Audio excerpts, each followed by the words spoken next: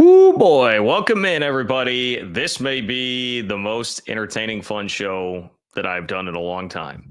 And that is thanks to a great weekend of Big 12 football, but most importantly, thanks to the University of Utah. Yes, thank you, Utah, for giving us a content gold mine, finding a way to choke away the Holy War, creating controversy after the game, getting your athletic director fined 40 grand and publicly reprimanded by Brett Yormark with more than just a slap on the wrist. Brett Yormark really asserting his authority. We've got it all. The Holy War delivered, more so than I could have ever imagined, better than my wildest imagination could have come up with. Now, I know all of you who have been watching the Holy War for a while have told me this is kind of how it goes every year, so it's no surprise to you. But as a Holy War noob, this has been incredible. So we're going to get into all of it. Yes, there has been a fine handed down to Mark Harlan, Utah's athletic director, for the wild comments that he made last night after the Holy War ended. We're going to play you the comments. I've got alternate angles of the hold. It's like the Zapruder film. Everybody can break it down and debate the controversial call at the end of the Utah BYU game. We're here to do that. We're here to talk about overall scope of the Big 12. We're here to talk, is it all a conspiracy? Is it all a conspiracy? As Utah fans or even ACC fans, I've seen speculate about, hey, the Big 12 just needed to keep BYU undefeated.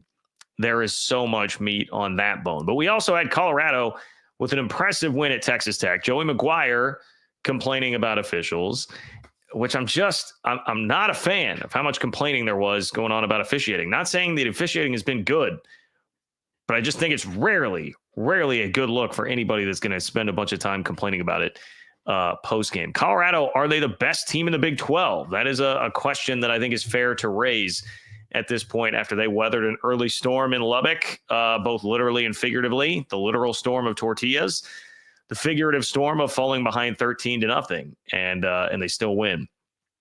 Iowa State loses again. They get drilled pretty good by Kansas. The KU offense just moving it all up and down all over them. BYU and Colorado, watch out for Kansas, man, the way that the Jayhawks are now playing. But even beyond that, obviously this is a pretty Big 12-centric show. This originates from Big 12 country. But the ACC, man, I mean, Miami goes down. And if you start inspecting the ACC situation, it's actually not as good as ACC fans might want to believe. In fact, right before I came on here, I saw Andy Staples' latest playoff projection. He actually had the Big 12 champ at number 3 and the ACC champ at number 4. So is it the ACC that's in danger potentially of having Boise surpass them? Speaking of Boise, John Canzano is at it again, saying that Boise is better than BYU. There is a whole plethora to get to today. I'm excited for it. You guys know how to chime in if you want to be a part of the show. You can do so by clicking the $ below the chat box. That will ensure that your question or comment makes it onto the show tonight. So if you create a super chat, pins it in a separate column for me, it does guarantee that you will be a part of the show. I appreciate all of you guys who do that immensely. Fill up the chat, though. If you are not able to do that, totally fine. Couple of ways you can support anyway. Just give me a like the video. That would be great. Much appreciate everybody who does that. And if you're a Big 12 fan, make sure and subscribe to the Open for Business Big 12 newsletter, which will hit your inbox 3 times per week, totally free, cuts all the Big 10 and SEC bias out of your college sports news. You'll get how it pertains to the Big 12 right to your inbox. 2,800 plus Big 12 fans already signed up. It's ofbnews.com. That's ofbnews.com to get signed up, or click the link in the description of this video. Lots of ways for you to support. And if you are so inclined, you can also support on Venmo. This is mostly for those who are not able to catch the shows live. If you go to John-Kurtz-4 on Venmo, now with an updated picture so you can tell it's me. If you go to John-Kurtz-4 on Venmo, you can contribute that way. Leave a question or comment there, and I will kick off the next show with it.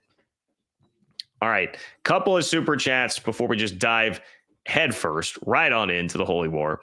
Alan says, John, the real Jayhawks finally showed up against Iowa State. Yes, they did, Alan. I watched a lot of that game live as it happened, and I mean, pretty much the entire game. And it was my eyes were. Jalen Daniels is balling out, man. It really feels like Just took some time for him to get going. Maybe knocking some rust off. I don't know, but he's figured it out right now. What do you think about KU winning their next three? BYU, Colorado, and Baylor. If KU beats CU and K-State wins out, K-State in the Big 12 championship. Yes, well, as a K-State fan, certainly I can speak for the fan base. They would prefer that Kansas, that'd be great, I think, for K-State fans if Kansas won out. Probably, if you had your druthers, you'd rather play an unbeaten BYU in the Big 12 championship game. But if it means getting there because you beat Colorado, yeah, K-State fans will take it. I don't think it's likely that Kansas does all three because they're all three losable. Baylor is playing pretty well right now. Don't sleep on Baylor. But I definitely don't think Kansas is going winless. I'll put it that way. They're going to win at least one or two of those. So watch out. That means everybody's on upset alert. That would be my take, Alan. Appreciate you. Thank you very much. Related here, Guy from Utah. Appreciate you, Guy from Utah. Thank you for your support. Guy from Utah says, considering the last four games, the last very strong four games for Kansas, do you think Kansas or Arizona State will be the toughest opponent for BYU? It's a good question. The game at Arizona, that's at Arizona State, right? I think that's in Tempe. I think Kansas has more talent and is more dangerous as a team. But I think the fact that you've got KU going to Lavelle Edwards versus playing at ASU makes it much more of a toss-up. I don't know, though. The more I'm talking about it, I'm kind of talking myself into, honestly, Kansas. I might say Kansas on that. Kansas is playing – they're playing really well right now. They're playing really, really well. Guy from Utah again. Thank you, Guy from Utah.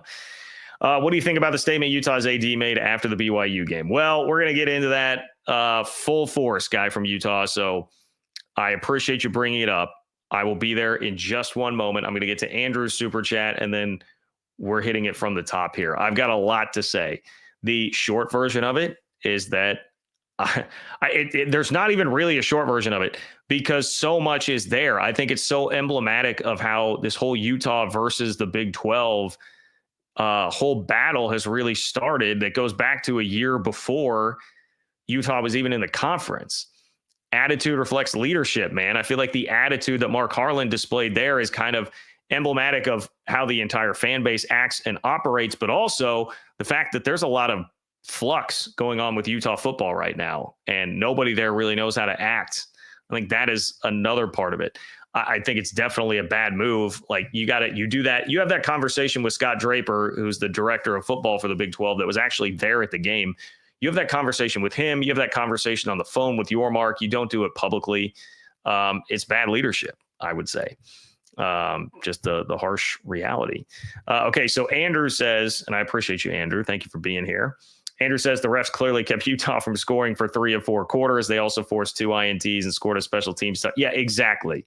Exactly. That's, Utah fan. I've got no time for Utah fans using this as the excuse. And that's the other part, obviously, about Mark Harlan is like, dude, come on. Like, you scored no points in the second half. You gave up a special teams TD. Plenty of opportunities to win the game, take the game. You didn't. And left it up to what I would say is kind of a 50-50 call. But I think there was definitely enough there to meet the minimum threshold for a hold. If you want to argue about whether or not it should be called at that point in the game, like, all right, like, I guess we can have that argument. But I think it was enough to be called.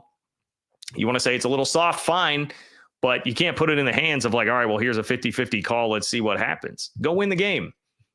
Stop playing not to lose. And Guy from Utah says the ref screwed BYU so many times in the Utah game too. Well, that's another thing. We've obviously got the face mask that a lot of people have pointed out in the first half. So I'm going to get into all that. Thank you, everybody. I'm sure there will be many more who want to weigh in on this, but let me just start by saying this, okay? Plenty of time for the controversy from the game, and the controversy is a part of the beauty of the game and what we got out of the Holy War, because I would tell you that game and just everything surrounding it is like everything that college football should be.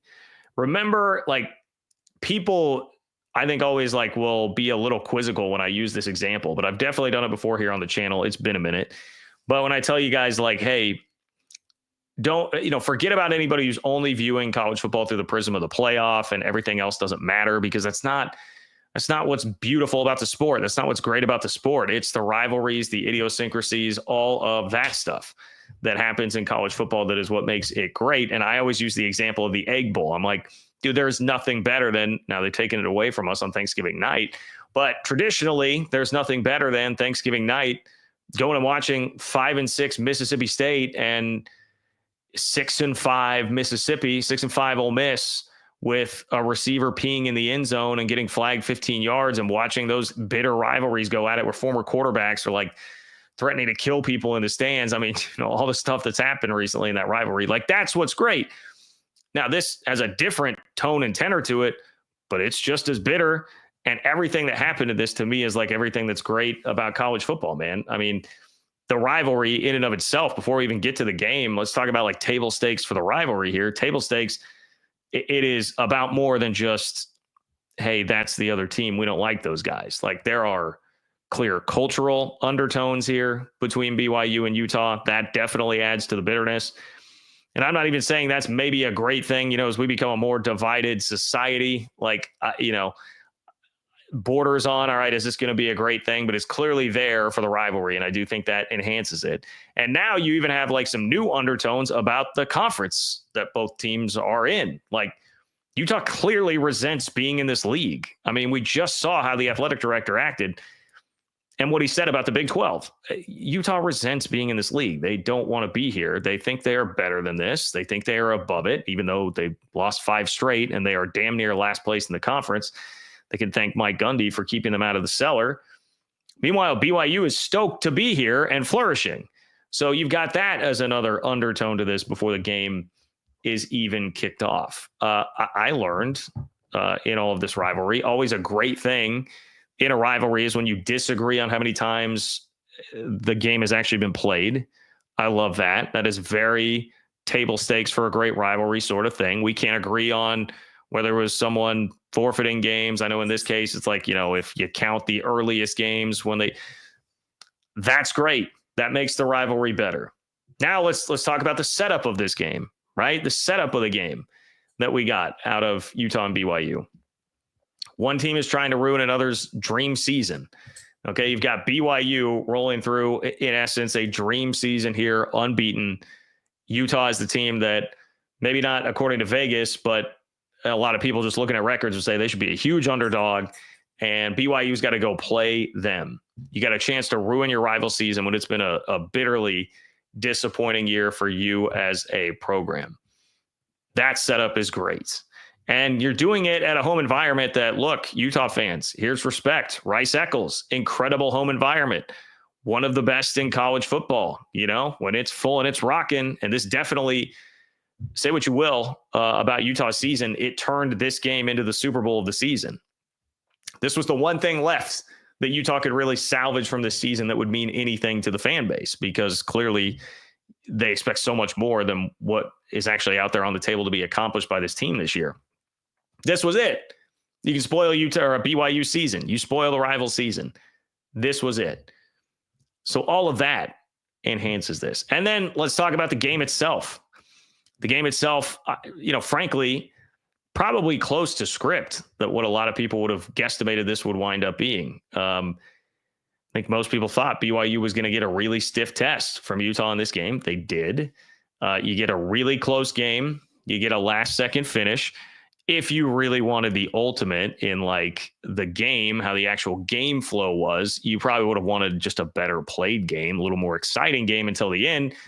But that's not really what we expected out of these two teams, or at least I didn't. So you got a great finish that kept everybody enthralled until the very end. And then it ends in controversy, right? You get some controversy at the end of the game, yelling and screaming immediately after the game. I saw a video of Utah AD Mark Harlan. Like they flagged the Utah sideline, right? He's like yelling as the kickoff is happening, like the last play of the game is happening. Like Mark Harlan is like yelling on the sideline. And then after the game, you can see him in the scrum with the camera looking at the coaches, like Harlan's out there yelling, Kyle Whittingham's yelling. You've got people upset, screaming after the game, and AD interrupts the post-game press conference to step up to the podium and obviously say what he said about the Big 12. Like it doesn't get much better than that when we're talking about a rivalry game. So I did want to just level set everybody on like what we got out of that. Please appreciate that. because it's hard to deliver much more than that. I have seen a lot of BYU fans saying like, hey, this is kind of par for the course. There's been better. All right, like maybe so, and I welcome it if there is. But with all the extracurricular that happened and the extra setup of BYU being this like team of destiny this year and having to go conquer their rival on the road who's beaten them 9 of the last 10 times, that really was a lot, man. That was great. It was great theater. It was great TV. All of it, I think, really delivered. If you want to nitpick one thing about this, it might just be that it was so late. I was on the West Coast. I had a buddy's wedding in San Diego yesterday. So I was on the West Coast for it. And even I was like, damn, I'm like looking at it. I'm like, man, we're getting like past midnight on the West Coast here. This is pretty late. So that sucks and probably cuts down a bit on how many people could see it. But this was significant enough that I think you really had a lot of the college football world watching. And does it work out well for the Big 12? Yes, it does, because you delivered a great game, a fantastic finish, and it was a significant, like meaningful game because you do have an unbeaten team playing in it. So people want to tune in this playoff world, misguided as some people may be, caring only about the playoff in college football. That is what a lot of people really care about. So they're tuning in to see, all right, what the hell is going to happen to BYU here? People now talk about it. You got so much extended shelf life on this game because of what has happened with the fallout, starting with Mark Harlan yelling after the game, then continuing to his grabbing the mic at the podium, then on into the Big 12 issuing a statement, which, by the way, that is a thing. The Big 12 issued a statement and said they're fining him $40K. But the statement, honestly, was probably a little bit more damning than that in terms of Brett Yormark just really throwing his weight around. And then we got a Mark Harlan response. So all of that prolongs the life of this story. And I really think the only loser in all that is Utah and Harlan. I don't think it's really that bad for the Big 12. Brett Yormark promotes this as an entertainment product, right? He comes from the entertainment world, the entertainment background. The Big 12 works a lot with WWE. There were WWE superstars at Big 12 Media Day, right? I don't know enough about the current WWE to tell you who they were, but the league works a lot with them. This is kind of a WWE element to it, right? Like Mark Harlan just cut a promo after the game. That's in essence what happened. That is great when you're trying to produce a very entertaining product here. You can't be the Big 10 of the SEC and do it the standard way. This stuff really helps. I think this is good for the league, man. And by the way, your unbeaten team wins. So the unbeaten team moves on. That obviously is your best bet in the playoff, making some noise. That is your best bet to stave off a charge from Boise to try and potentially take that fourth at-large spot, fourth auto bid, or maybe even third, if we're talking here about the ACC dropping into fourth, like I mentioned, Andy Staples had earlier. But that's kind of exactly it, right? The unbeaten team moved on. So in today's day and age, if the unbeaten team moved on, and if this all did work out so well for the Big 12, well, then it must be some kind of conspiracy. It must be some kind of conspiracy, because that, ladies and gentlemen, is kind of how our world works right now. If it doesn't go your way, if it is something you disagree with, then, well, there must be some conspiratorial reason behind it, right? So Utah fans had an obvious moment here to point to with the holding call, but it turns very quickly into, I've got ACC fans in my mentions. Well, the Big 12 just needed to keep Boise down. They needed to give themselves the best chance to hold on to that fourth auto bid spot. So the refs were in on it, The refs were in on it. They wanted to give themselves absolutely no buffer on any of this at all. If something borderline had not happened on that 4th and 10 play, they would have been screwed and nothing would have been, they would have messed it up. The refs would have lost out on their check from Karen at Endeavor, right? Because they gave themselves no buffer and they had to make it happen on that one last play, right? That was Yormark in the ear. Like in Practical Jokers, Yormark was just back in the background, giving them the instructions through the mic, and the official was like, oh, okay, got it. I'll hit the hold here. If you really try and spell out what people are like insinuating would happen here, it can be pretty crazy. But that is what people do. And it's not just limited It's not just limited to, unfortunately, like crazy people on the internet. We get some of our leaders doing that as well. We get some of our leaders doing that, like Mark Harlan, the athletic director at Utah, who seemed to really buy into that with his comments after the game. And man, it's really just unfortunate. I think what he did, it was just a bad look for Utah, first of all. Not a bad look for the Big 12 at all. A bad look for Utah. It really vindicated the way that Big 12 fans have felt about Utah since they entered the league.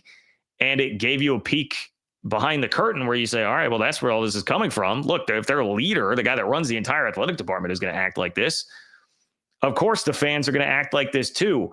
And I would tell you the other thing that we really learned from Mark Harlan's little tirade was, I think there's some legitimate fear about where Utah football is headed, and everything that has happened in the last 2 years, culminating in this disaster of a season for Utah, is spilling out. I think you're seeing some of that spill over, and that's a part of what happened there. So I would imagine most of you that are here are pretty well aware of what happened, but just in case you're not, and if you want to dive into it a little bit more, I guess, as I mentioned, I'll start with the Zapruder film here. But last drive of the game, BYU down by 2, 4th and 10. They are in the shadow of their own goal line.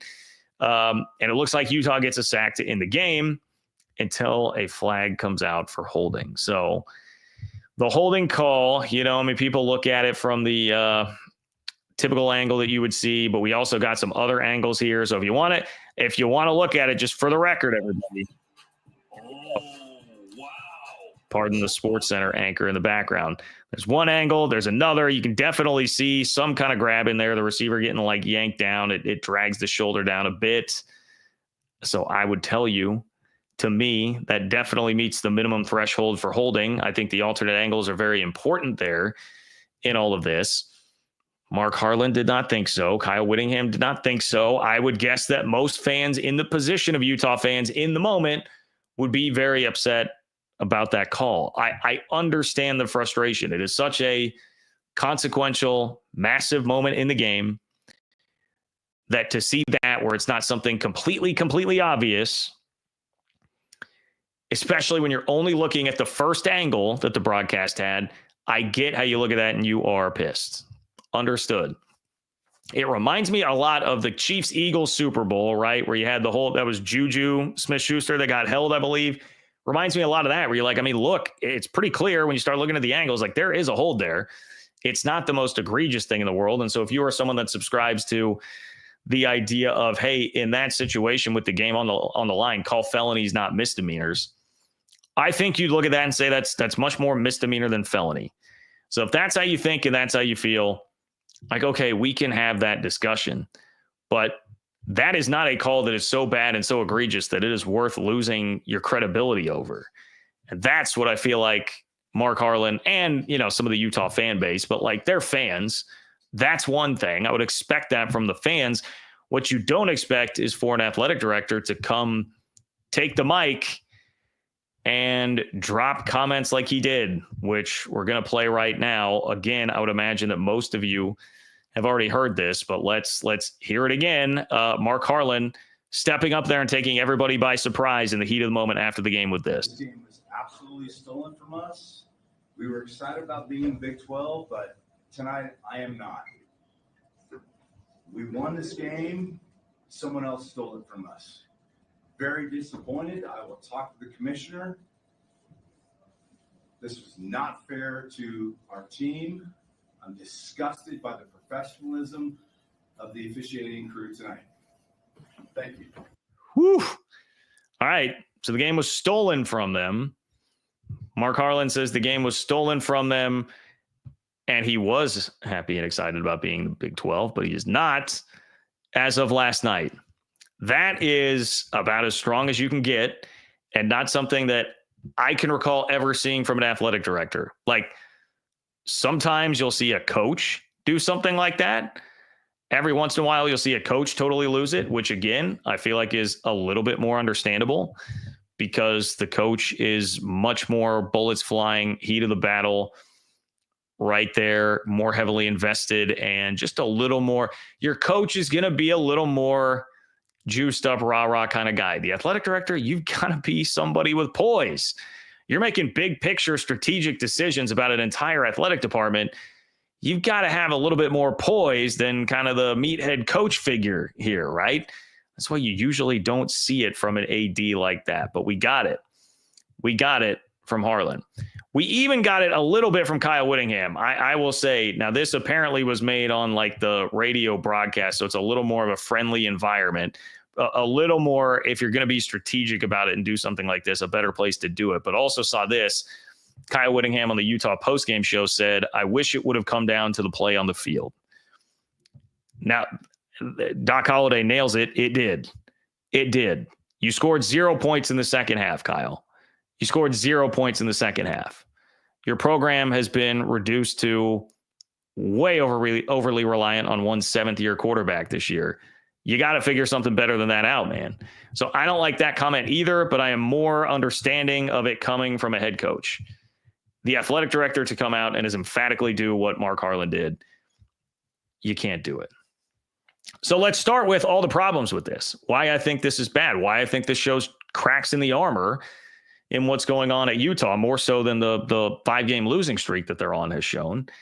But if you start doing this, it's very easy for anybody to come back and say, well, what about this play? What about this play? We can go through the entirety of the game and look at other plays that also very much affected the outcome, right? This play, Kyle Whittingham and Mark Harlan would argue the hold added 3 points to the score. That gave BYU 3 points. Well, let's look at one that you can certainly argue gave Utah 7 points in the first half. This was called a face mask. Okay? This is clearly not a face mask. You get the reverse angle here. It's not a face mask. He's being taken down by the shoulder pads. That winds up keying a Utah touchdown drive. Okay? So first of all, when you go do something like that, Mark Harlan, you are entering a slippery slope where somebody can very easily come in and say, what about XYZ call? What about XYZ play? So, again, one of those two calls helped determine a field goal. One of them led to a touchdown. So we can already argue that the net there is that Utah wins if we're just limiting it to those play calls. Second of all, you got to look in the mirror. You know, the other thing I hate about it, like the coach, leadership figure, athletic director, you can't let the kids get into, hey, every game, we're just going to be overly focused on what happened with the officiating, because you've got to have your eyes on, we do other things to win. Like, we've got to be better than that to win games. We can't be hyper-focused on officiating every single game or we will never win. You can let the fans do that, but you got to be focused on what you did. Your special teams blew it. Gave up a kick return touchdown on a night when Utah's defense was fabulous and BYU could not move the ball very much at all. You also still let BYU drive from inside their own 30 all the way down for the game-winning field goal after that, and you didn't score for 3 of 4 quarters. You scored all of your points in one quarter, nothing outside of that. That's a criticism that is legitimate after the game, not the officials. If you're the athletic director, I hate, like I said, the lack of leadership that this really shows. Players are not really out here popping off like this. If the players can hold it in because they know like they would get punished if they were to come out and say, well, this is all on the officials screwed us, blah, blah, blah. The players have the poise and composure to be able to do that, but Mark Harlan doesn't. Veteran athletic director, he made the point, hey, I've been doing this for 12 years. All right, well, these college football players have been playing for 1, 2, 3, 4 years. They're much younger. They kept their poise better than Mark Harlan did. It's not great leadership. I said one thing that was pointed out, I think it was the KSL guys that I was listening to after the game. They said that Scott Draper was at the game, who is the guy in charge of basically all things football at the Big 12. You can go directly talk to him. You don't even have to wait to get your mark on the phone. You can go directly talk to him. It just, to quote Denzel Washington, and remember the Titans, attitude reflects leadership. Having that sort of attitude from the fan base, and then clearly the leader himself, to me, not a great a great showing for what the leadership is like there at Utah. And really, to me, one of the biggest things that this shows,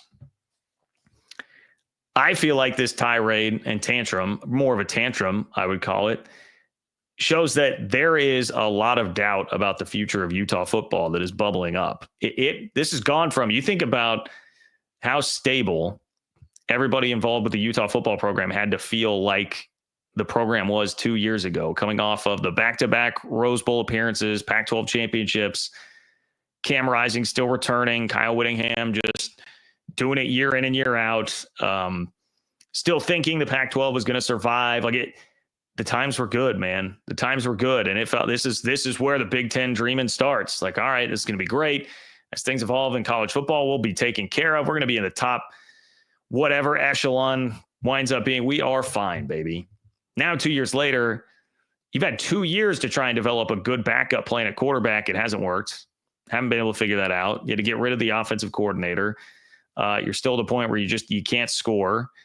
You've lost 5 straight. You go to this new conference that you thumb your nose at, look down upon, and in year one, you are damn near last place in the conference. You can't find a way to win a game. You're losing to everybody. That's a lot of flux. Meanwhile, by the way, you've already named a head coach in waiting because presumably Kyle Whittingham is getting closer to riding off into the sunset. Don't know if that's going to be this year, next. Some of his comments over the summer certainly made it seem like it wasn't going to be too long when he was talking about a game scheduled in like 2027 or 28, and was like, basically insinuating like, yeah, I don't know if I would be there. So it doesn't seem like that part of the stability is going to be around much longer, which is Kyle Whittingham. So I don't know, is Morgan Scalley up for the task? Maybe, but you don't know. I'm a K-State fan. I know exactly what that position is like, replacing a legendary head coach and not knowing, hey, is the next guy going to be able to do it? Like, that's a very unnerving place to be. And that's creeping up closer as what Whittingham even has right now is starting to fall apart. And I would imagine I fell for this, that most Utah fans also fell for and thought, hey, this program is much more than just Cam Rising. Yeah, okay, if we don't have Cam Rising, it can still be a pretty good program. Maybe we won't be college football playoff good, but it should still be a pretty good program. Well, you're fighting for bowl eligibility, fighting and scrapping for dear life for bowl eligibility, by the way, without Cam Rising. And this is the second year. This should have been planned better for. It's not like this wasn't telegraphed, that this could be a possibility. The guy has been hurt for a very long time. How you haven't been able to develop a better transition plan, some kind of plan at quarterback than what you have right now. It's not great. So there's a lot of instability suddenly within the Utah football program. Look, I guess the other point I would make, Kansas. Go look at Kansas from last year. That's Kansas. They won 9 games with a backup quarterback. They had a contingency plan for Jalen Daniels, who the previous year had been hurt a bunch. They figured it out. Utah's not been able to figure it out with multiple backup quarterbacks, 3 over the last 2 years. Nothing doing. That is a Kansas program that did it. So that makes this program not feel nearly as stable as it did before. It's fair to ask, as many of you asked when the Big 12 was looking at adding Gonzaga in basketball, hey, is Gonzaga just Mark Few?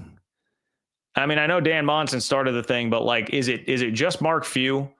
If he left, would that fall apart? Would they be as much of a behemoth as they are?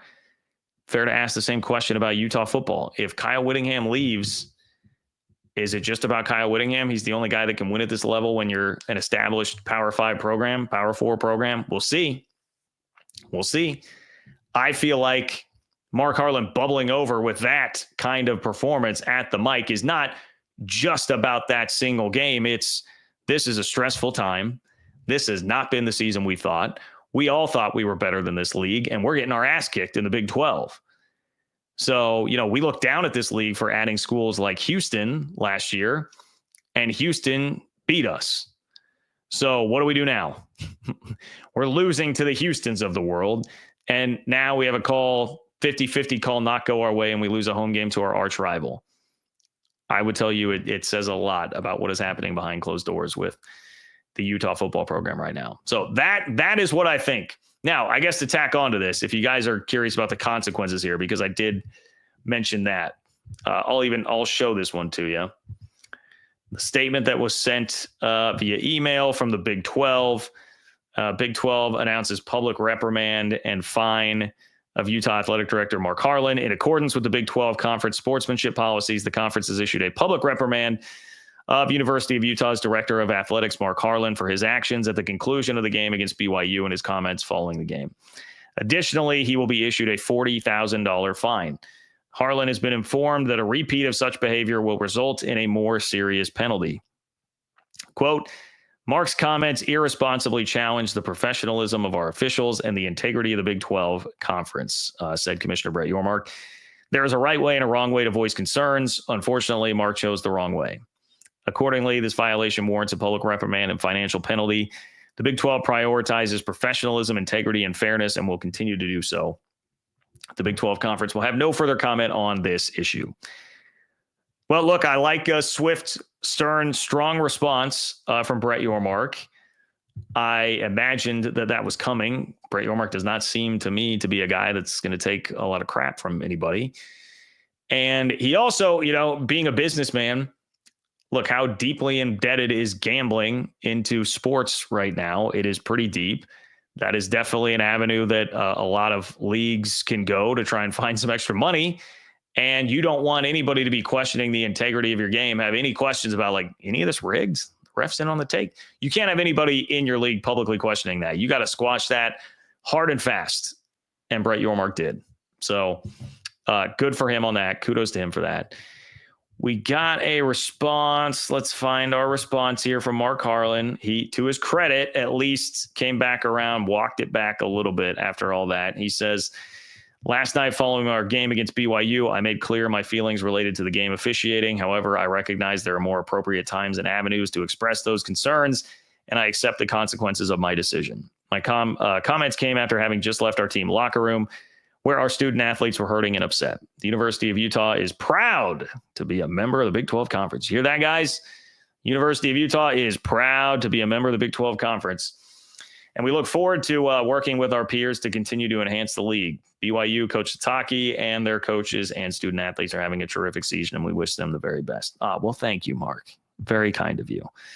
Thank you. Thank you. Remember, of course, this is the same Mark Harlan that once upon a time responded to my tweet saying we are not leaving, referencing Utah not leaving the Pac-12. They did. They had to.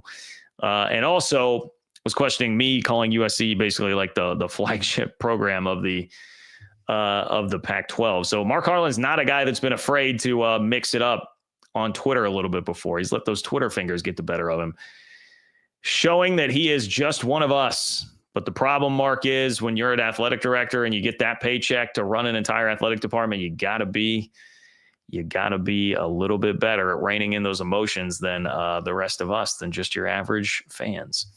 So that's where it sits, man. That's where it all is.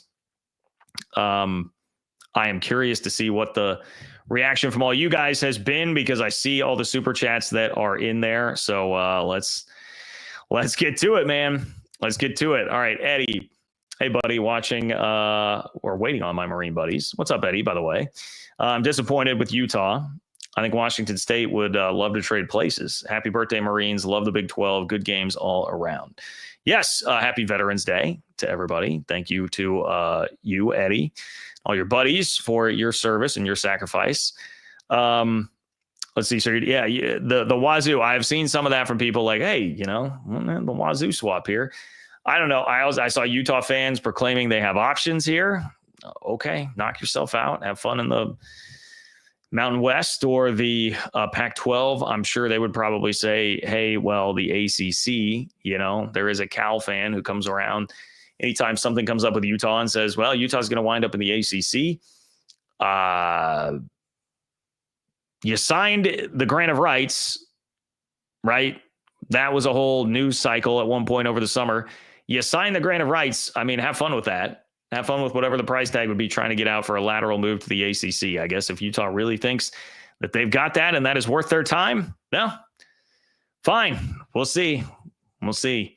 I'm not sure that Utah is in that position to have that many options. So I don't think it will happen, Eddie, but it is funny you mentioned that because obviously Wazoo is a much better football team this year. Just ask Texas Tech. Just ask Texas Tech, man. Wazoo is a pretty good team this year.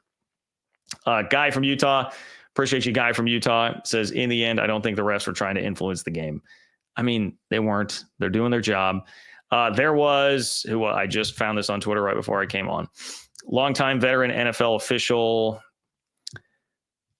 Terry McCauley, who was an NFL ref for 20 years. He was a referee in 3 Super Bowls and is the rules analyst for NBC and Amazon. He looked at the penalty that was called against Utah and called it, quote, an obvious foul that has, quote, always been a foul. Give credit to Robbie McCombs from Vanquish the Foe, who had that story. But yeah, Terry McCauley said, obvious foul has always been a foul. That is the professional opinion of somebody who has refereed 3 Super Bowls. Just putting that out there. Sure, that will really appease Utah fans. Eddie says, we in the Big 12 understand Texas used to get calls all the time. Play better defense and better offense. Utah is not Texas. They're not, but Utah has definitely taken over the mantle, Eddie, of kind of acting like Texas. Utah has taken over the mantle of trying to act like they are the ones that are better than this whole place. The problem is Utah does not have a tenth the brand clout that Texas does. That's just the reality. They don't have any of that. So, or the money, by the way, that Texas does. So a lot of the things that can lead to bullying your way into getting what you want do not exist, unfortunately, for the Utes. Sorry about that, Utah. So yeah, I agree with you there. Agree with you there, Eddie. And as far as getting calls, boy, Mark Harlan is going to love going to Allen Fieldhouse. Have fun in Allen Fieldhouse. Now, I don't know. Utah's probably going to be losing that game by 50, but have fun in Allen Fieldhouse when you go there and experience what it's like trying to get calls there. Guy from Utah, can you break down where Texas Tech lost control of the game against Colorado for those of us who couldn't watch it? Yeah, I'll tell you exactly where Texas Tech lost that game. It was the couple of possessions when Colorado was scuffling in the first half and Tech's offense couldn't take advantage. They had to settle for a couple of field goals, and then after that, a couple of punts. And that was it. Like in the first half, Colorado was definitely a little bit rattled by the atmosphere there. I mean, Texas Tech, I knew that would be a good atmosphere. Those of you who listened to my interview on College Football Addiction about that game, I pointed it out. I was like, look, Colorado played in a great environment at Nebraska. It seemed to rattle them early, and then they got settled down a little bit, but they still lost the game. This will be a comparable environment. Probably not on that level. It's not as big as Nebraska. I've been to both. Nebraska is a tougher environment, I think. But Tech, when it's charged up, it's going to be close. And they, I think, had Colorado pretty rattled. You saw some frustrations. Travis Hunter at one point was kind of yelling at Shedeur. So there were frustrations there. But Texas Tech could not put their foot on the throat. Multiple opportunities to do so. And I said so at the time. I remember tweeting that. Like, man, they're going to figure it out eventually. Colorado's a good enough offense. They will figure it out eventually. Plus Tech's a bad enough defense. Like, that's going to click at some point. You better give yourself a nice runway. And Tech did not give themselves enough of a runway. So that to me was the real issue for Texas Tech in that game. Eddie, happy birthday, USMC. Yes, I would echo that along with the Veterans Day comment from earlier. So thank you for bringing attention to that, Eddie. If any of you guys need a real estate agent in San Antonio, you know who to call. Eddie Lozano, San Antonio Real Estate. Guy from Utah. Thank you so much, Guy from Utah. Guy from Utah says, we can all agree that all of us are so lucky that John Kurtz is into the Big 12 because you are by far the best podcaster in college football. Man, Guy from Utah, you are far too kind. Thank you. Thank you, sir. We're lucky to have you. I even like K-State now. Well, that is the best compliment you could give me. If I could just pass on the gospel of the good word of EMA, I am very honored to do so. So thank you, Guy from Utah. Love the Big 12, man. Love the Big 12. We have a ton of people in here. So let me just reiterate. A lot of people from Twitter, a lot of people on YouTube. If you are a Big 12 fan and you share even a tenth, I'll use that again, a tenth of the opinion of Guy from Utah about my work, and you want Big 12 news straight to your inbox 3 times a week for free, cutting through all the Big 10 and SEC crap, you get college football news and how it affects the Big 12 straight to your inbox 3 times a week. Just go to ofbnews.com to subscribe to the Open for Business Big 12 newsletter. 2,800 plus Big 12 fans already do. It's ofbnews.com, or just click the link in the description of the video if you're on YouTube. If not, very easy, ofbnews.com to get subscribed and signed up to that. Totally free.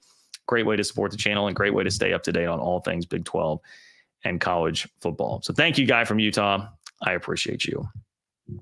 Kalane 8243. Coog here. Don't tell my dad I was late to church today. Hey, that's our little secret. Okay. I will not tell anybody. I can understand a lot of people, either one, being late, or two, maybe not rocking the nice threads that you normally would to church, throwing on a jersey or something like that. Listen, I go to a church around here where I see lots of Chiefs jerseys every single Sunday. So I get it. I definitely get it. Browns and Beers. What's up, Browns and Beers? Congratulations to your Mountaineers. Browns and Beers says, John was in Cincinnati yesterday. Fantastic game and atmosphere. With that result, I have to give it to you one time. Here it is, everybody. This is Browns and Beers. Remember, this is not me. Browns and Beers says Cincinnati sucks. That's Browns and Beers. He got it out there. Hey, Nico had some really nice throws in that game. I was impressed by him at points. But really, the backbreaker was Sorsby's pick six. That was, golly, man. Such a bad turnover and such a rough play that Cincy was probably not going to be able to overcome in that game. But glad you had a good time, Browns and Beers. I appreciate you being here, my friend. Definitely appreciate you being here. James, what's going on, James? James says, John, it just so happens the Egg Bowl is the center of the universe. I just remembered one reason I like you is how often you bring up the Egg Bowl. It does truly suck that it won't be on Thanksgiving, though. It is easier to go to. Yeah, I guess that's probably true. Maybe makes it a little easier for the fans. Don't have to interrupt the family plans. But I would imagine if you're a big Mississippi or Ole Miss or Mississippi State fan, that's probably already built into the family holiday schedule, right? Like that's just what you do. You go to the Egg Bowl. James, thank you very much. I will rep the Egg Bowl all day, every day. It's like one of my favorite parts about Thanksgiving, and I am very upset that we're not going to get that on Thanksgiving anymore. So thank you, James. Thank you. Eddie says, thank you, guys. It has been 41 years since I enlisted and 20 years since I retired. Please support this podcast. Great man, John Kurtz. Thank you, Eddie. Listen to the man. Eddie, great guy, great American. Appreciate you, Eddie. Thank you very much, my friend. Again, man, yeah, 41 years since you enlisted, 20 years since I retired. Thank you. 2 decades, basically, of service there, people. 2 decades of service. Thank you, Eddie. Rise and Shout, Utah coach and athletic department. Wowzers. Yeah, not a great look, man. Not a great look. Daniel, congratulations, BYU and KU on great wins this weekend. Also, great win for the Chiefs today, 9-0. Boy, I guess it depends on your definition of great. The ending was hilarious. I missed the second half while I was flying back, so I immediately landed, popped up Twitter, and I saw the clip of the blocked field goal. Oh, Broncos fans, man. I do love that. Hey, K-State, Arizona State. That's a sneaky, pretty good game next weekend, man. Arizona State wins on Saturday, holding off UCF without Cam Scatteraboo. Didn't have Cam Scatteraboo, still won the game. A lot of credit to Arizona State for being able to do that because he's one of the most impactful players in the conference. It's somebody that gets used an awful lot. Pretty high usage rate there for Cam Scatteraboo. Literally outgained Oklahoma State by himself the previous week. So for ASU to come back and do that to somebody with a pulse, I was impressed by that. But yes, Daniel, thank you so much, my friend. Appreciate your support as always. Where are we at here? All right, I'm going to do one more and then hop back in for a little bit, and then we'll hop back to the super chats because we got so many today. It is lively today. Tons of people here. Thank you all for being here. Kvoth says 9-0. Dream still alive. KU and ASU are going to be tough games. Classic Holy War. Love this rivalry. Go Cougs. They will be tough games. That is one for sure. It is not an easy end to the season here. I think some people may have looked at this a couple weeks ago and thought, all right, yeah, can kind of coast here. But Arizona State continues to play really solid football, and Kansas is so much better than that record. They are so much better than that record, and I think you have accurately realized that after watching not just the Iowa State game, but you look at how they blistered Houston and then came within an eyelash of beating K-State in Manhattan. That's the Kansas team you're getting now at this point in the year. They still have something to play for with bowl eligibility on the line. All right, I've got a lot more in terms of fallout from this week. One being, if we're looking at BYU right now, does this not have just 100% like team of destiny sort of feel to it? If Oklahoma State, if that finish did not get you on board with BYU being a team of destiny, I don't know what would. You've got both of those finishes now, man. Both of those games where, somebody brought up the win probability graphs. They're about as close as you can be to 100% expected to lose from ESPN in each one of those games, late waning moments of the fourth quarter, and yet they find a way to win. That Oklahoma State drive was pretty damn improbable. They have a 4th and 7 that they convert at one time. This one was a 4th and 10, obviously helped out by a controversial penalty, but very, very similar drives here for BYU. It really felt like the game was over. You faced a critical 4th down, had to make a play, get some help, whatever it is that you want to call it, and just make some insane plays to pull it out. I feel like the Chase Roberts catch that was right after the holding penalty there is a play that should be talked about a lot, because that was a close one, man. That was bang, bang, and that was a tough catch. That's a tough play. And you could put it right up there with like Darius Lassiter and the catch and run that he had against Oklahoma State in terms of just like, man, that seemed like a really high degree of difficulty, like kind of improbable sort of play. Not totally, but kind of. So there is that, but it goes beyond just that. If we're going to compare like, Utah's entire season and say, well, it really feels like this is kind of a team of destiny right now. You can also take it back a couple of years to one of the comparisons that's been made quite frequently. And I certainly jumped on board with this early. I'm definitely not the only person or the first, but a lot of people started to say, man, like it really feels like BYU has some 2022 TCU vibes. And then sure enough, Joel Klatt, who I just apologized to on the last show, Joel Klatt hopped on board with that. And this was even before the game, okay? This was before the game on Saturday for BYU. Joel Klatt says, hey, look, this resume the BYU has right now looks awfully similar to what TCU had in 2022. 8-0, one-score games, beating top 25 teams. And look, even down to what number those teams were ranked that they beat in the college football playoff top 25. Number 13 and 19 versus number 13 and 18. Not ranked in the preseason, coming off a 5-7 season. That's nuts. How crazy that similarity is, man. That is wild. It also is like, I would take it a step further and you could go digging deep into like the quarterbacks here. Jake Retzloff was somebody who was not anticipated by most, I think, to win the starting job. Kind of like, hey, that TCU team, the guy who took the first snap of the year at quarterback was Chandler Morris. It was not Max Duggan, but Morris gets hurt, and then Duggan all of a sudden is the guy, takes off. But the veteran in the program, people weren't really all excited about. I don't know that anybody after watching Jake Retzloff last year was really all that excited about him, but he took the reins. It wasn't Gary Bohannon, and he has taken it and run with it and been a very effective quarterback. Now, he's not making quite the run to like fringe Heisman territory that Max Duggan obviously did in 2022. He's been pretty effective. I mean, if just like the way these teams kind of go about their business, it feels like a lot of these games have transpired in very similar fashions. The vibes, we decide almost everything on vibes these days, right? And the vibes certainly would suggest, along with the stats, the numbers here that Joel Klatt points out, that BYU and TCU from 2 years ago are very similar. And to take it a step further than even that, just the way that the game ended was very much like that November game that TCU played against Baylor. Now, let's set this one up. It's November. It's a rivalry game. Baylor-TCU, the Holy War, obviously a rivalry game in November. And you went on a last-second field goal in a game where it felt like maybe you deserved to lose. And not only that, but the last-second field goal comes in the rare situation where nobody had a timeout. This was not call a timeout. set things up, make sure everything is good to go, deep breath, in and out. No, it was the fire drill field goal. Both of them are the fire drill field goal.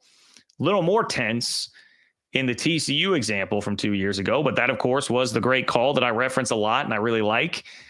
Hypno-toed in a hurry from Jason Benetti, who's, for my money, about the best out there doing it right now. That was that, where they had to rush everybody on there and just get the field goal off, drilled it. Same thing here.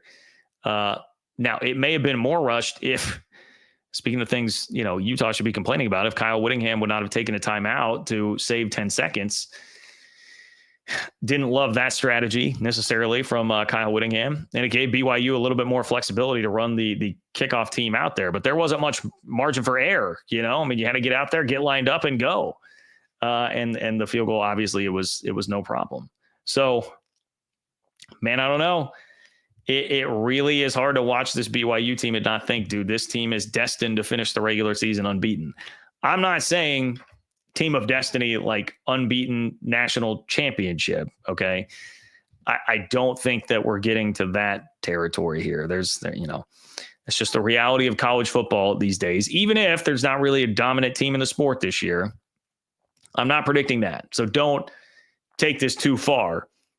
But TCU didn't do that either. And they still, made the national championship game, won a game in the college football playoff, finished the regular season unbeaten, even survived losing the Big 12 championship. I think this BYU team definitely has that potentially in them. And to do that, you have to win games like what you had at Utah.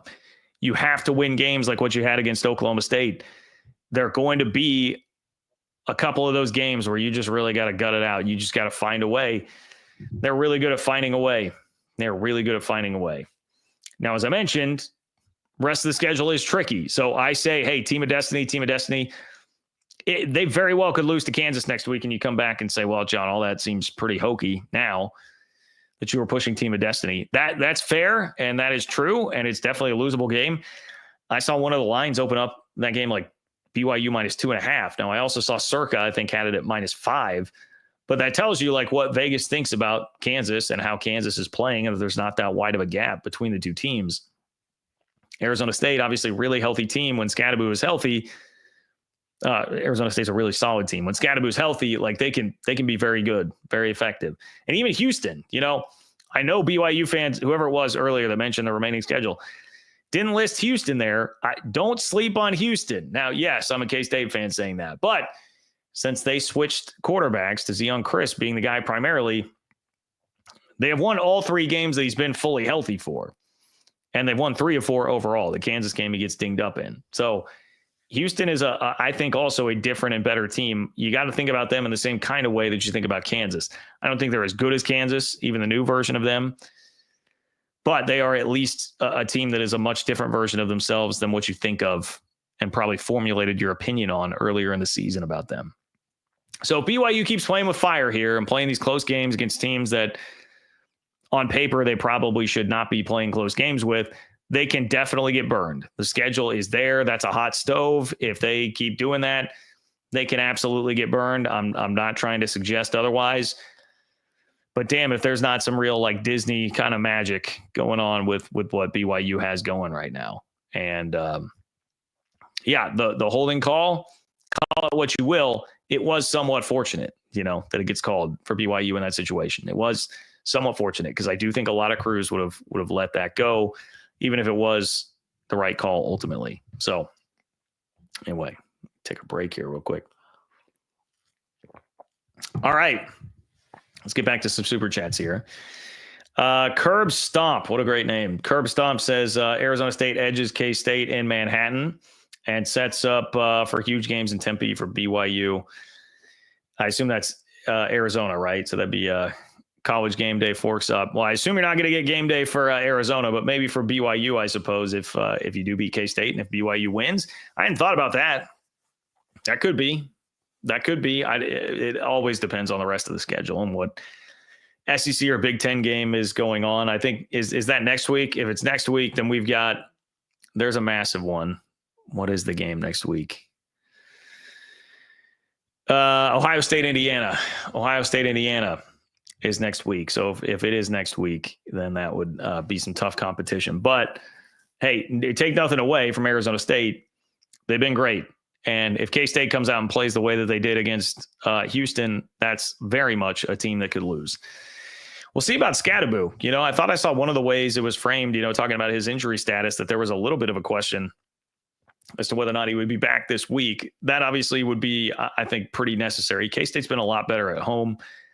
I would certainly predict a K-State win, but not out of the realm of possibility, Curb Stomp. And you should be very excited about everything that Kenny Dillingham is doing right now. If not for Kalani Sitake, Dillingham's probably like a shoe-in for Coach of the Year this year in the conference. Coach Prime, though, too. I just thought Josh Pate said this weekend he thought Colorado was the story of the year in college football. So there's a lot of good competition there, but Kenny Dillingham's done as good a job as anybody for sure. Thank you, Daniel, Cat Fan in Huskerland, throwing in some support. Appreciate you, my friend, as always. Cyclone Steve. No one in the Big 12 is that good. Need luck to win it all. Well, that is definitely a take, Cyclone Steve. That seems like a take that would come from outside of Big 12 country. Very similar to a John Canzano take. Maybe I should just get to that because Cyclone Steve, you seem very in line here, unfortunately, with our friend. And by friend, I mean not our friend, John Canzano. Where did my Canzano go? Here it is. So remember, I'm gonna frame this up by saying, remember that I told you Boise getting that fourth auto bid spot would be a horrendous thing for the reputation of the league.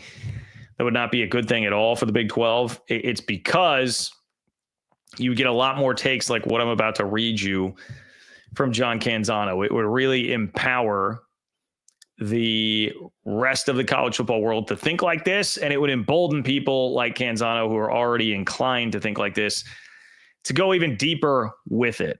All right. Now, there's a whole case, a very easy case to make as to why what he says, for the most part, is pretty ridiculous. And I think, is very clear the guy's got an axe to grind. Things did not go well for him when he tried to tango with the Big 12 over the entire year-long process of Big 12 v. Pac-12. He was taking stuff internally from the sunshine pumpers in Pac-12 world. It did not work out well for him. So continues to have the axe to grind here. Keep that in mind. But he did say this in reference to the Big 12. Let me make sure I get the screen shared here. All right. So John Canzano, in his latest piece, he was at the Holy War. He said the Big 12 is not a great league. Mountain West leader Boise State is better than BYU. The Broncos' only loss came on the road at Oregon on a last-second field goal. That defeat still looks better than any of BYU's victories. And don't get me started. The Ducks would beat the Cougars by 30. 30 is probably a little strong. I do think Oregon would blow out BYU. No qualms there. It's the part about Boise that is patently ridiculous and just objectively not true right now. I also, anybody that's holding up, it's the quality loss here that's doing the work. We're talking about an unbeaten BYU and their resume. And the reason that you think it's not as good is because they don't have the quality loss that Boise has. Full stop. Can we just chill out with that? Yes, it is impressive to have played Oregon close. Not as impressive to have played that version of Oregon close that almost lost to Idaho directly before that. Okay. A little bit of a different Oregon team now, but I'm not going to take it's a great performance by Boise State to be that close. Take nothing away from them. But let's go through who you've actually beat. What are your best wins? Your best wins of your Boise are Washington State and UNLV. And if we take into account, like Canzano is a guy who was clearly getting a lot of sourcing from Kirk Schultz, the president at Washington State during that whole Pac-12, Big 12 saga. Guy's going to be a little partial to Wazoo. All right, you beat Wazoo. I'm going to respect you more. Oh, you played Oregon close? I'm from Oregon. That's where I'm based. You played the flagship close. I'm certainly going to be inclined to love you up. Some of that going on. Definitely Big 12 axe to grind going on. But it's obviously a ridiculous statement. It's a ridiculous statement, okay? I feel like I just went through this last week with the BYU v. Indiana debate, where somebody was coming at the Ohio State fan was coming after me on that. And I just simply pointed out, hey, strength of schedule would tell you that you are wrong. The tail of the tape is Boise's best wins are UNLV and Washington State. One of those two is ranked. That's number 21, Washington State in the college football playoff poll. UNLV not ranked. Meanwhile, BYU has beaten number 19, K-State by 29 points and won on the road at number 13, SMU. Currently projected to be the number 4 seed in the college football playoff by Andy Staples. If we're going strength of record, BYU is higher. They are number 2 in the country versus number 16 for Boise State. If we're going strength of schedule, if you'd prefer that flavor, strength of schedule, it's 54 v. 68. Stronger strength of schedule for BYU. So this is the problem. You know, you have guys that will just launch into statements like that are pretty disprovably false here at this point. Not any metric that says that other than, hey, I'm a guy based in the Pacific Northwest, and I think that, and I'm going to say that. It's not really much other reason to buy into that unless you're John Canzano and you have that perspective. So I see somebody in there keep polishing that BYU turd. I mean, they keep winning games. I'm not having to polish anything. They keep winning games. If they lose at some point, you'll have a better case. They haven't lost. And I'm sorry, but Boise State is not the team to make this case about. You want to do it with like Indiana, that's fine. I can listen to that. You know, although not super impressive against Michigan this weekend, I'll cut them some slack. And I still think they're a very good team. But you want to have that debate, that's one thing. I will remind you as well, we haven't even discussed the fact that John Canzano made this argument and did all of this literally on the day that Boise beat Nevada, a 3-win team, by 7 points on their home field. Like, Nevada was in the game into the fourth quarter with Boise on its home field. They have not won a conference game. They're a 3-win team. What are we doing? What are we doing with that? Come on, John. Take the homer hat off just a little bit. I say that even as me. Now, Cyclone Steve, you started all this. I'm just going to tell you, your second statement, like, yeah, if the Big 12 is going to win it all, yes, there would probably have to be some fortunate breaks that would happen, for sure. That's been true for a while. TCU did not get one of those fortunate breaks when Georgia made it all the way to the championship game. If Ohio State had beaten Georgia, that may have been one of those breaks that could have at least given them a puncher's chance. So you are correct about that, but no one in the Big 12 is that good. I don't know. It depends on what that means. The SEC has a whole bunch of teams right now that appear to just be pretty good, but not great. I saw someone laying out a scenario. You could have 6 10-2 teams out of the SEC, and like, what do you do then? I don't know. Alabama's looked awfully human at times. Texas has looked awfully human at times. Georgia definitely looks human after that stinker that they just laid on Saturday, and Carson Beck can't seem to play quarterback anymore. Like, there are a plethora of flawed teams out there. So I would be careful with a little bit of that. Ryan says, glad to see that your Mark fined Harlan $40K. Yes, me too, for sure. And just gave a stern statement like, hey, you do this again, it's going to be even worse. We can't have anybody doing this. I love the tone of the statement as well. Michael Goldman, appreciate you, Michael. Hands to the face by the Utes on the same play. Oh, okay. All right. I hadn't seen that, but interesting enough. Appreciate you, Michael. Thanks for being here. Rob S. Apparently Cam played offense, defense, and special teams. Oh, this is Cam Rising. I was thinking Scadaboo there for a second because I had just been talking about Scadaboo, but this is going back a ways. Apparently Cam Rising played offense, defense, and special teams. Rob says, gotta love how he blames the student athletes for his bad behavior. Like, people blame sleep meds for being awful. Oh, coach in waiting is worse. Oh boy, we're getting deep into the analogies here. Talking about sleep meds, Rob. That's a lot there. That's intense. Okay. Coach in wait. Yeah. I mean, look, this is a part of it, right? If you're Utah, they've tried to do the thing to retain stability by naming Morgan Scalley the coach in waiting, but when has that worked? Those generally, we have not seen that be like a great way to go about it generally a lot of the time. So I don't know. I'd be a little leery of that. I'd be a little bit leery of that. Matthew, what's up, Matthew? Matthew says, Mark Harlan longing for the good old George Kliavkov days makes one wonder why the Utes joined the Big 12 that they never esteemed as a good option. Well, they had to. There was no choice.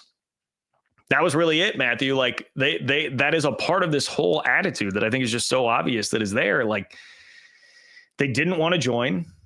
They didn't want to be a part of it, but they were forced to. You know, if you're a little kid and your mom's like dragging you to the store, you don't want to go, you're not going to be happy about it. You'll be there because you have no choice, no option, but you're going to be throwing a tantrum the whole time that you're there. You're going to be whining in the checkout line like, this is boring, I want to go home. That's kind of Utah right now. They are begrudgingly there, and now it's not going well for them, so they can't even rightfully be out here like looking down on everybody that they thought they would be looking down on in the league because they're losing to everybody. So that's really the problem. That is the problem for Utah.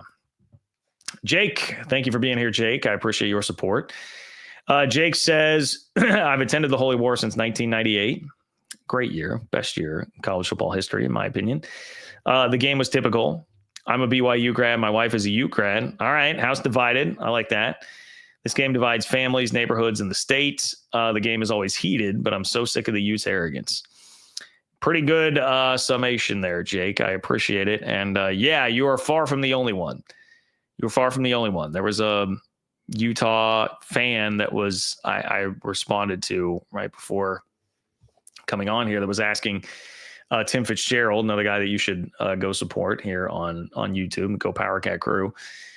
But I was asking him like, all right, well, how do you clearly this relationship is not good between Utah and the Big 12. How does it get fixed? And I said, I jumped in and responded, admittedly. It's going to take lessening of the arrogance and some humility from that school and that fan base. And I don't know if last night, egg on face, I don't know if Mark Harlan views it as he has egg on his face, or does he still view it as, man, I was sticking up for my guy and I'm still really butthurt about this call. And I have no idea. Maybe that can be a galvanizing thing. Like, all right, maybe we should chill and take a slice of humble pie here with the way everything's going. I don't know. We shall see. We shall see. Eddie, what's up, Eddie?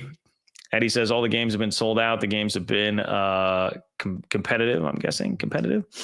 Almost like the SEC. Look, Big 12's done a good job. I will be very curious to see what the TV number is on BYU Utah because it was so late, but I do think a lot of people were paying attention to it. One of the things I hate, I know I've mentioned this before, but like when you listen to the Solid Verbal, we'll do a live show after the game. I even listen to like the Shutdown Fullcast every once in a while, and I listened to that today. And they're always like recording in the middle of the game. So it's like, that would have been such a great game to get the instant reaction from everybody too. But it was so late that it's really hard to do that. It's a really difficult thing to do that. So you do run into some issues there. But yeah, I mean, like Saturday, Texas Tech had an amazing crowd, an amazing environment for that Texas Tech Colorado game. So you had some big games and big spots there for the league on Saturday. I thought the league showed itself pretty damn well. Thank you, Eddie. Appreciate you as always. Rob, under the radar, Oklahoma State bowl streak dead at 18 years. Yep. Did see that first losing season since 2005 for Oklahoma State. Not very competitive against a pretty average TCU team.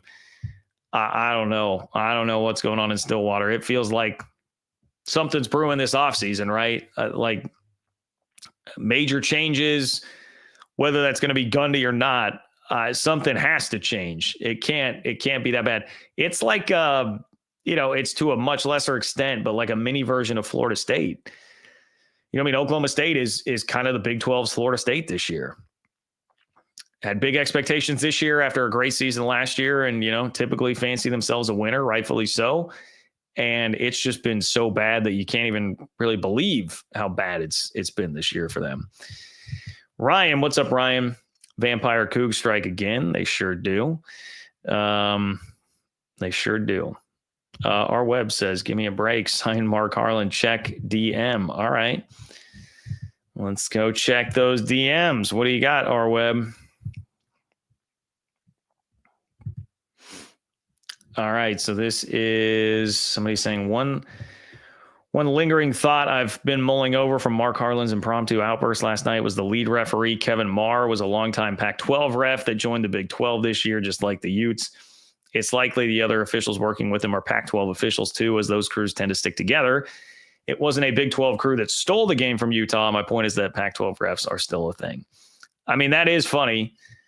That is funny if it's a Pac-12 officiating crew that Mark Harlan is just losing his absolute ever-loving mind over, and it's like, hey, dude, these guys came over from you, man. Maybe you should be vetting them better. Thank you, R-Web. Thank you for that. Eddie, ASU doing good recruiting in Texas. Look, Kenny Dillingham's a stud, man. That's a great recruiter. And, I mean, they had Jaden Rashada before that went to hell and became weird and probably is honestly for the better the way it's gone for Arizona State this year. He can recruit. He can recruit for sure. For sure. And Cyclone Steve concedes, yes, only one or two good teams in the SEC and Big Ten. Yeah. Yeah, top heavy in the Big Ten. The SEC, more balanced, but they don't even have, like, I don't know that they have somebody that looks as good as Oregon or Ohio State quite right now. We'll see.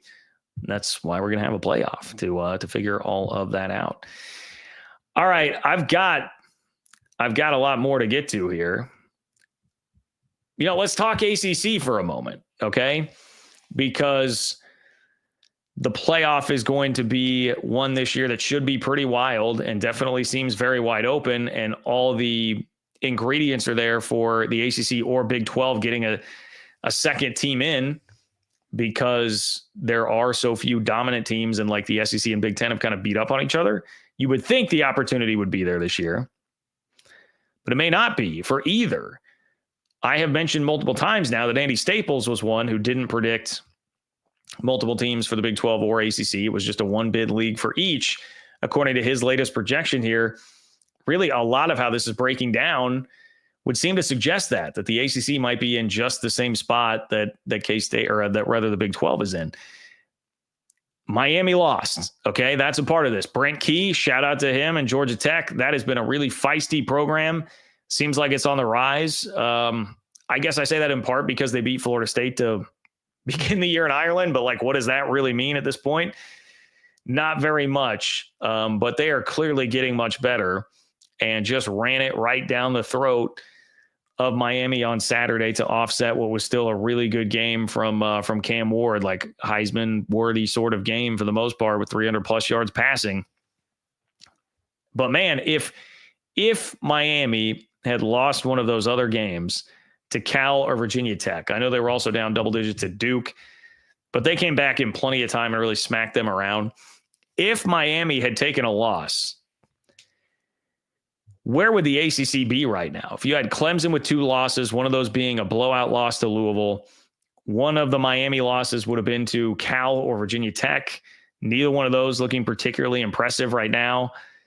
If it would have been, say, the Cal game when they were really, really down, man, you've got losses to Cal and Georgia Tech now. Like, are you getting in as an at-large? Like, what if SMU goes through and wins this thing? Suddenly the Red Sea is really parting, by the way, for SMU and the ACC. They go through and win this thing. You getting in as an at-large? Or even then, Miami has 2 losses, but they went out and then hand a loss to SMU in the title. Like, SMU getting in as an at-large? Clemson after the Louisville game? Like, it's not looking great, man. It's not looking great. Even if you think Miami rebounds and gets back on track, which they probably will against their schedule. That includes Wake and Syracuse to end the year. They probably will, but they have appeared vulnerable enough that I think they could lose to a lot of teams. Man, then all of a sudden they went out. SMU takes a loss. You've got all these 2-loss teams. You became a one-bid league too. You absolutely became a one-bid league. And I guess I was even taking it a step further toward, if the ACC had not been, if we're going to play this game, right? I told you, everybody these days, if it doesn't go your way, it's a conspiracy. Everyone's out to get you, much like Utah is doing right now with the game against BYU. If we're going to play the Utah card and say, well, it was just BCS and dollar signs, to quote the great Mark Mangino, it was the league sticking up for the team that it needs to keep winning games and stay unbeaten, and that's why BYU got the call and they won. And that's why Miami gets the call on the Hail Mary against Virginia Tech. And it's why They get a couple of calls late in that game against Cal because they needed them to win. All right. Well, that was pretty smart for the ACC to do that, because if you got to the point where all those schools now had 2 losses, I don't know, is your champ going to be somebody guaranteed to be above Boise State, who John Canzano says is better than BYU or anybody in the Big 12? I don't know. That could have become pretty dicey. Part of this, too, is because, I mean, look, I think Miami will beat Wake and Syracuse. But Clemson still has to play South Carolina to end the year. If you've watched South Carolina is a damn good team. That is a 6-3 team that has a 2-point loss at Alabama in a game that you could argue they should have won. And they got really robbed against LSU. I mean, they definitely should have one of those 2 games, and then they could be very much an at-large playoff contention themselves. Now, they've got to go to Clemson at the end of the year, but we've seen that Clemson is very vulnerable at home, getting blasted by that Louisville team who's not nearly as good, in my opinion, as South Carolina. So Clemson could still be another team that loses here. You know, the point being, the ACC has kind of beat up on itself, much like people thought and now are sort of seeing has happened in the Big 12. But the Big 12 is actually the league left standing here still with an unbeaten, where the ACC is not. Because, by the way, Pitt has just faded completely into oblivion. Now, I would never have predicted that Pitt would be a factor all the way through, but they have gone and lost a couple of games now. They lost to Virginia on Saturday, which is like really effectively knocking them out of everything. So, hey, just a point to make here, ACC fans, ACC Hive. It's not really looking all that great for your league either. And if you want to come at me, as some of you did with the, hey, it's the Big 12 protecting its own, trying to make sure that the unbeaten team stays unbeaten, that obviously is better for the league for many reasons. Well, you can make the same damn argument that the ACC did that already with Miami, tried a couple of times, and the Canes were just hell-bent on losing one of those games. They were hell-bent on it actually coming crashing down on them at some point, and it finally did. That scenario I laid out in the SEC too, by the way, you could wind up with Texas, Georgia, Alabama, Ole Miss, Mizzou, and Tennessee all at 10-2. They could all be 10-2. And then what happens? I mean, I can tell you what would probably happen. The playoff is just going to be full of 10-2 SEC teams. But it also does underscore the point, like, doesn't really look like there's a truly dominant or great team in the SEC this year. So I guess the overall bigger picture for everybody when it concerns the playoff is like, maybe it's not going to be the best scenario for multiple bids in the end for the ACC or Big 12, especially as Notre Dame continues to surge and play better. But it may well be better for somebody having a chance to make a deeper run in the playoffs. It doesn't look like there's a 2022 Georgia out there that could just beat you 65-7 or whatever the hell that national championship game wound up being for TCU a couple of years ago. It doesn't look like there's a team out there that is going to do that to you. Instead, you've got all these teams at 10-2 that look very flawed in the SEC. I mean, even the Mizzou, that was such a stupid game with Oklahoma on Saturday. And then you've got Eli Drinkwitz running around talking like he won the freaking Super Bowl and saying that they're still in the playoff hunt. Like, whatever. You're a 10-win SEC team. If you are, you probably are in some way still in the playoff hunt. I do understand that. But Mizzou's wins are not going to hold up against all these other teams. I do not think that they would be getting in there. Anyway, that to me is kind of your lay of the land as it concerns the playoff picture right now and how the Big 12 stacks up to the ACC and others. All right, we have a ton of people in here, Twitter folks, especially if you are not subscribed to my Big 12 newsletter, Open for Business, and you want Big 12 news straight to your inbox 3 times a week, totally for free, and not deal with any Big 10 or SEC bias. You're going to get all the news as it relates to the Big 12, not the Big 10 or the SEC. Just go to ofbnews.com. That is ofbnews.com to subscribe to the Open for Business Big 12 newsletter. Or you can click the link in the description of the YouTube video for those who are on YouTube, or if you're on Twitter and you want to just pop over, you can click the link right there. But it's very easy. If you just type in ofbnews.com, you can also find it that way. Okay, the last take I have, I think, is really about Colorado here. Excuse me. Been talking for a while tonight, people. But I think I may actually just hang on to that until the midweek show. I think I may hold on to that for the midweek show. I talked a little bit about the Colorado Texas Tech game. I didn't love, I've also got a little bit here on Joey McGuire complaining about the officiating after the game, which I'm not. Look, clearly the face mask on the targeting call where it's got to be a tough one for officials. They're literally reviewing targeting. You can see the plain as day face mask on Baron Morton that should have been called.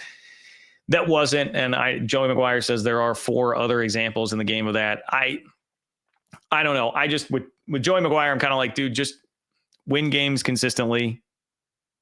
And let's not focus too much on the officiating piece of that. So maybe a mini Texas Tech take in there too. But Colorado, I think it deserves to at least have the question be raised. Are they actually the best team in the Big 12 right now? Their schedule has not been nearly as tough as like I saw K-State folks comparing, K-State's having to play the next 4 toughest contenders on their schedule. BYU Colorado just has 1 in K-State. So maybe some of it is a little bit schedule driven, but there's nothing schedule driven about just the way that they're playing in general and surviving a game on the road where they have a really bad start. Just seeing so many things to like about Colorado as a team in terms of toughness and makeup and beyond just the talent that they have. So I think it is a fair question to raise. Can raise it more in depth on Wednesday. Let's go to Eddie. Eddie says, hi, buddy. Yes, they did, but Coach Willingham reached deep in where good players want to play for him. Boy, I'm sorry. Who are we? Are we talking about Eddie? I'm trying to think what we would be talking about here. My bad that I'm losing this. Someone let me know in the chat. Someone let me know in the chat what we are referencing here. And I'm going to get to Starter 179 real quick. Starter 179, thank you. The officials in the Texas Tech and Colorado game were horrific. 5 blatant missed face masks. We need to demand better for our conference. The roughing the passer. Yeah, I mean, like I said, I definitely saw the one that came on the targeting review. The officials are not why Texas Tech lost the game.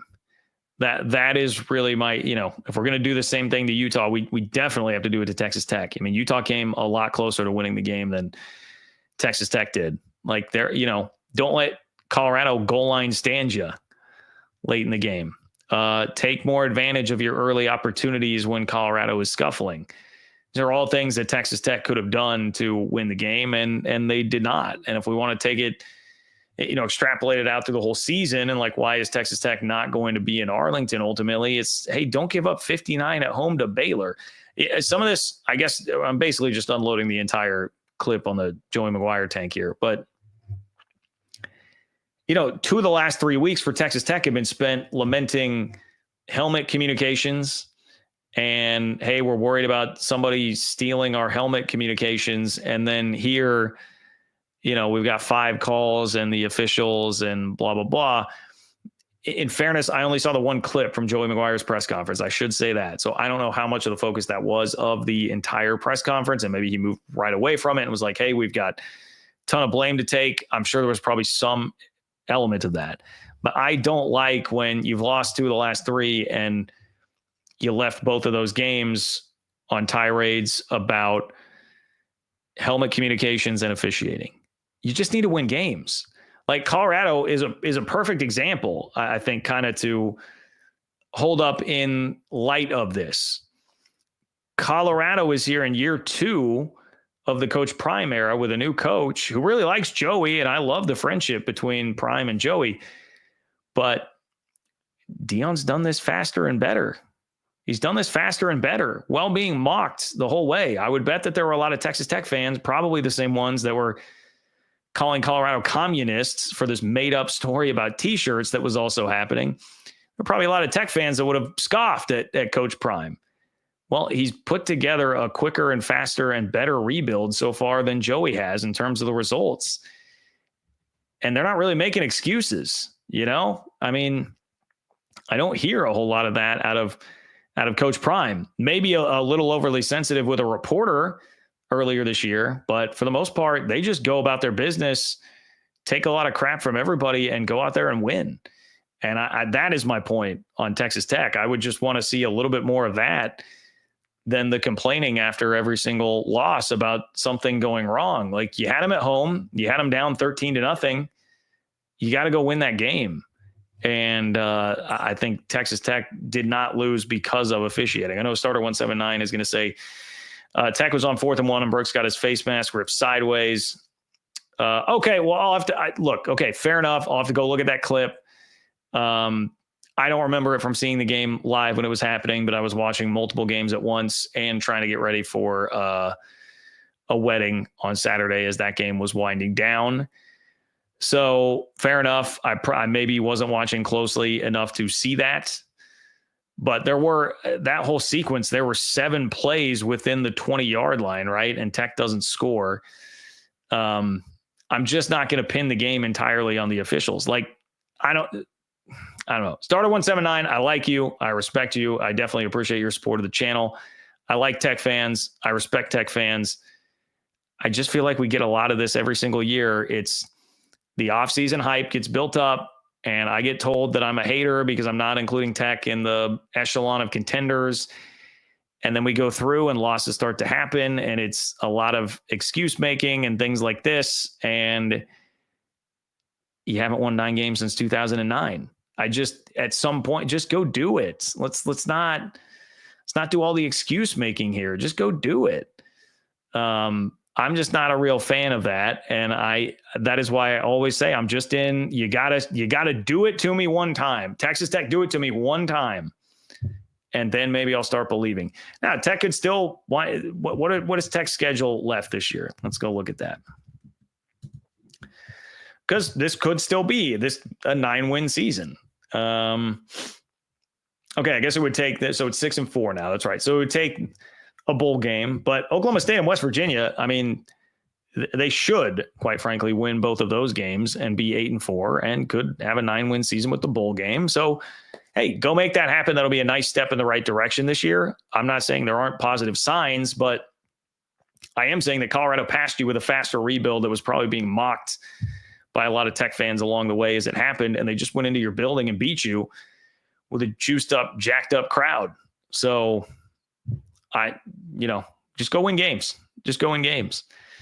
Eddie says, I was responding, the reason ASU is reaching out to Texas. Okay. Got you. Thank you, Eddie. Appreciate you, especially for coming in with another donation to do that. Thank you, Eddie. I was responding to the reason ASU is reaching out to Texas recruits. They love playing for them, higher quality of player. Yeah, absolutely. I remember talking to, I guess I can't use names here because this was during the anonymous player survey at Big 12 Media Days. But when I was doing the anonymous player survey for football, one of the Arizona State players, definitely I was asked, one of the questions I would ask is, who do you most want to play? Would you most like to play for a different coach in the league other than yours? And he was dead set. He would not give me an answer. One of maybe 2 players that refused to answer that question because he just said, I love Kenny, man. That's who I'm here to play for. That's my guy. I'm not trying to leave. It was, it caught my attention. I was like, okay, damn. All right. He really was loving him up. I think the other was West Virginia. There was a West Virginia guy with I'm only playing for Neil Breezy because I remember the Neil Breezy piece of it. But the other one was Arizona State and Kenny Dillingham. They really did seem to love him. They really, really did. So, Eddie, thank you. We all love the Big 12. We all love the drama. We all love the mess. There is plenty of it. Plenty of it. Thank you all. Eddie, very generous. Everybody who donated, I appreciate you. We have so many people in here from Twitter. One last shout out. If you want Big 12 news straight to your inbox like this multiple times a week, totally free. No Big 10 or SEC bias. I'm going to tell you how the college football news du jour affects the Big 12, not the SEC, not the Big 10. Sign up for the Open for Business Big 12 newsletter, along with 2,800 plus other Big 12 fans. OFBnews.com. It is OFBnews.com to get subscribed to the Open for Business Big 12 newsletter. If you like the video on the way out the door, I would appreciate that as well. Totally free, easy way to support the channel. John-Kurtz-4 on Venmo if you would like to submit a donation there. And if you leave a question or comment there, I will kick off the next show with your question or comment. So that is a way that you can be a part of the show even without being here live. I think that is all the housekeeping I have. Extra long one tonight. I knew it probably would be because we're fired up. Thank you, Utah, for a content goldmine. Boy, we'll see. We'll see how the rest of the year plays out. If anything can top that, I'd be surprised if anything can top the totality of what we got with the stakes and the rivalry and the fallout. I'd be surprised if we get anything that can top the Holy War, but we'll find out. Appreciate all of you guys. Thank you for being here. Enjoy the rest of your Sunday and have a great start to your week. I will talk to you soon.